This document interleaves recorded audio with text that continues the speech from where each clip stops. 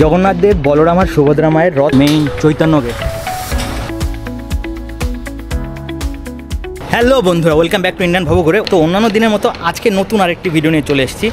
আজকে তো বুঝতেই পেরেছেন আমি কোন জায়গায় নিয়ে এসেছি আপনাদের। তো অন্যান্য দিনের ভিডিওর মতো আজকে ভিডিওটি হবে না। আজকে ভিডিও আমি নতুন কিছু আপনাদের দেখাবো নতুন দীঘার জগন্নাথ মন্দির। তো জগন্নাথ মন্দিরটা কেমন, এখন কতটা হয়ে উঠেছে, 30 তারিখে তো জগন্নাথ দেবের উদ্বোধন, আপনারা সবাই জানেন। আজকের দিনে কতটা মন্দির কমপ্লিট হয়েছে আর কেমন হতে চলেছে এই মন্দিরটা, এই পুরোটাই আমার এই ভিডিওর মধ্যে পেয়ে যাবেন। চলুন তাহলে আর কথা না বাড়িয়ে শুরু করে আজকের ভিডিওটি। দেখুন, এই দেখছেন এটা হচ্ছে মেইন দরজা, এটাকে সিংহদুয়ার। যেটা পুরীর মন্দিরে রয়েছে 4টি দরজা, অশ্বদুয়ার, সিংহদুয়ার, হস্তিদুয়ার, ব্যাঘ্রদুয়ার। তো সেরকম এইখানেও 4টি দরজা হবে, আর এটা হবে মেইন সিংহদুয়ার। আর সিংহদুয়ারের ওইদিকে চারদিকে 4টি দুয়ার হবে। তো আর এই মন্দিরটার বাইরেটা দেখুন, বাইরেটা এমন রয়েছে। মন্দিরের এই দিকটায় হবে একটা পার্ক হবে, পার্ক তৈরি করা হচ্ছে, এখনও হয়নি। আর এদিকটা তো নিউ দীঘা, আর এইখানটায় রয়েছে মেইন মন্দির। চলুন আপনাদের মেইন মন্দিরটা দর্শন করাই। আপনারা দেখুন এইখানে ফুল দমে কাজ হচ্ছে। আমি এমন একটা জায়গা দেখে আপনাদের দেখাচ্ছি যেখান থেকে হয়তো কেউ দেখাতে পারেনি আপনাদের। একদম মন্দিরের কাছে চলে এসেছি আমি, বাট ঢুকতে দিচ্ছে না, ঢোকা যেহেতু নিষেধ তো ঢুকতে পারছি না। এটা একদম কাছের থেকে আপনাদের দেখাচ্ছি মন্দিরটাকে, দেখতে থাকুন। দেখুন এই মন্দিরটা, এই চূড়াটা মানে একদম পুরো পুরীর যে জগন্নাথ টেম্পল, পুরো জগন্নাথ টেম্পলের মতোই করেছে। 3টে গর্ভগৃহ রয়েছে। মেইন গর্ভগৃহ যেটা পিছনে রয়েছে, যে গর্ভগৃহটা, এখানেই মেইন জগন্নাথ দেব থাকবেন এখানে। আর এই দিকটায় ধরুন জেসিবিতে কাজ করা হচ্ছে, আর ওইদিকে সব মূর্তির কাজ হচ্ছে। এই যে দেখুন, এই যে পাথরগুলি, এই পাথরগুলি এটা বেলে পাথর, কিন্তু এটা রাজস্থানের বংশী পাথর।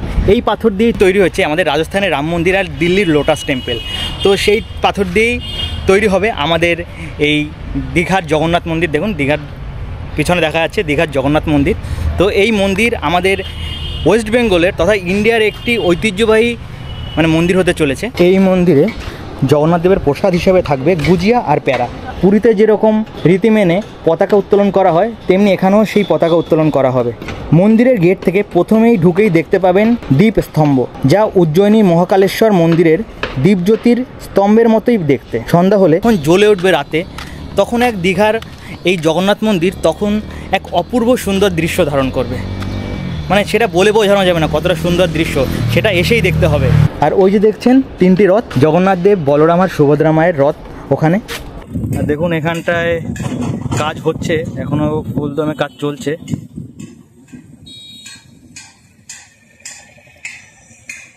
এই যে গেটটা হচ্ছে, এই গেটটা হবে মেইন চৈতন্য গেট।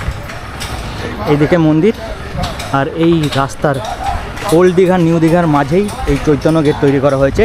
এর জন্য এখানে 20 দিনের মতো গাড়ি ঘোড়া চলা নিষিদ্ধ আছে।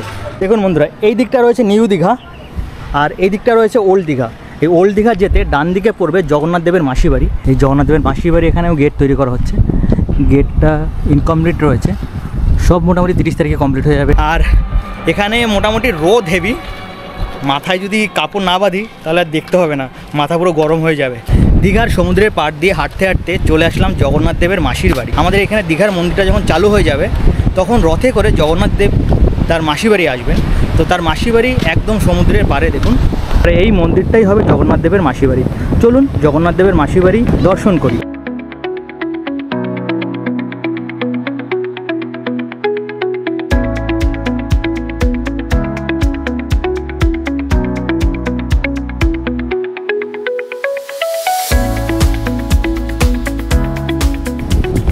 এখানে রয়েছেন জগন্নাথ দেবের মন্দির নির্মাণের কাহিনী। এটাই রয়েছে জগন্নাথ দেবের মাসি বাড়ি। আর এইখানটায় কাজ হচ্ছে, এখনও কাজ কমপ্লিট হয়নি, যেহেতু 30 তারিখ উদ্বোধন আছে। আর এই দেখুন এখন মাসি বাড়ির পাশেই রয়েছে সমুদ্র। এখানেই পেয়েছিলেন জগন্নাথ দেব মা সুভদ্রা আর বলরামকে, পেয়েছিলেন সমীর মণ্ডল আর উর্মিলা মণ্ডল। এখানে দাদাদের 2টো দোকান রয়েছে, মটকা কুলফি আর এদিকে হচ্ছে আইস গোলা। তোমরা এখানে থাকো সব সময়? হ্যাঁ, এখানে থাকি। আর এই মন্দির আমরা দেখভাল করি। দেখভাল করো। তা এই মন্দির তো 30 তারিখে তো জগন্নাথ দেবের মন্দির তো উদ্বোধন হতে চলেছে। ওইখানে জগন্নাথ দেবের মন্দির, এই মন্দির দেখে এটা হচ্ছে আদি জগন্নাথ দেবের মন্দির, এটাকে দেখে ওইখানে পুরীর মন্দির করছে নতুন। আচ্ছা, তো এটা এখন মাসির বাড়ি হবে। এটা মাসির বাড়ি হবে। এটা যেটা হচ্ছে সার্কেল করেছে, হ্যাঁ, এইখানটায় রথ এসে থাকবে আর মন্দির, এই মন্দিরটা এরকমই থাকবে, এর পাশে যে একটা মন্দির হচ্ছে হুম। এটা মাসির বাড়ি হবে। মাসির বাড়ি হবে। ঠাকুর থাকবে। ওখানে ঠাকুর থাকবে, আবার 7 দিন পরে আবার চলে যাবে তার নিজের বাড়িতে, তাই তো? আর গেট হচ্ছে সামনে ওইখানে। সামনে ওখানে গেট হচ্ছে। এখন কি মনে হচ্ছে, পুরীতে তো জগন্নাথ দেবের মন্দির তো ওখানে তো যেমন চলছে, মানে খুব জমজমভাবে চলছে, তা আমাদের দীঘার মন্দির কেমনভাবে মনে হচ্ছে আপনাদের? আর মন্দির তো হবে, কিন্তু পুরীতে পুরি থাকবে। পুরি থাকবে। পুরী হচ্ছে 4 ধামের এক ধাম, বুঝলেন তো?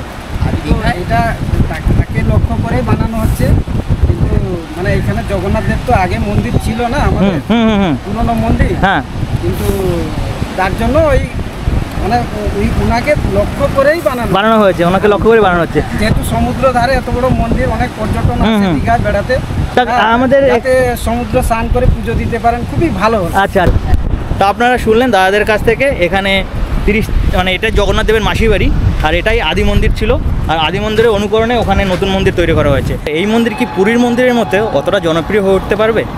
আপনাদের কি মতামত অবশ্যই কমেন্টে জানাবেন। বন্ধুরা, যারা যারা আমার এই পুরো ভিডিওটা দেখছেন তারা অবশ্যই কিন্তু কমেন্টে লিখবেন জয় জগন্নাথ। তো আমার আজকের ভিডিও এই অবধি। আমি আপনাদের আজকে এই পুরো জগন্নাথ টেম্পলটা ঘুরে দেখালাম। হয়তো আমার মতো আপনাদের কেউ এভাবে জগন্নাথ টেম্পল ঘুরে দেখায়নি এখন অবধি। তো যদি আমার এই ভিডিওটা ভালো লাগে তাহলে অবশ্যই আমার চ্যানেলটিকে সাবস্ক্রাইব করে নেবেন এরকম আরও নতুন নতুন ভিডিও পাওয়ার জন্য। তাহলে আপনাদের সাথে দেখা হচ্ছে নতুন আরেকটি ভিডিওতে। ততদিন অবধি আমরা ভালো থাকুন, সুস্থ থাকুন, টাটা।